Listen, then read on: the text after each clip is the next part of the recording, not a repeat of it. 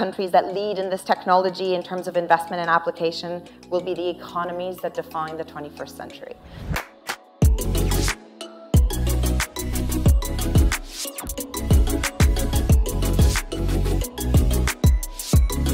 I want to change your perspective today. There's a perception at the moment that everything that's happening is due to algorithmic advances, and it's not. Data's become available, processing power and storage has increased, and organisations are ready for AI.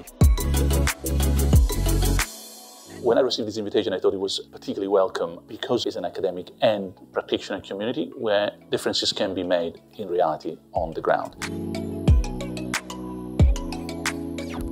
That's China and the UK account for 82% of the global investment in AI. We have more than 1,000 AI startups and SMEs in the UK, a thriving ecosystem, and it can be argued the birthplace of AI.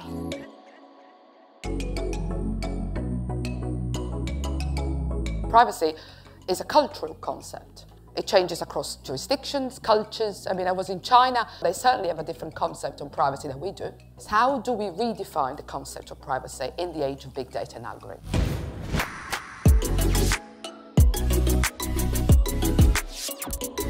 In the UK, we have a great opportunity with the apprenticeships now, where we can be introducing individuals into specialism areas as an apprentice that they will have never experienced that before. So that's an ideal platform to really take somebody from not being competent to being competent.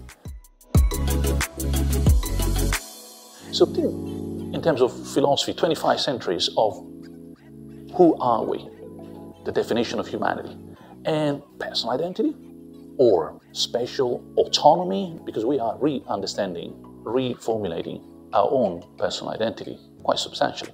We need a human project for the 21st century. What do we want to do with all this? This is a massive transformation. Digital technologies never seen before. They will represent a new chapter in human history.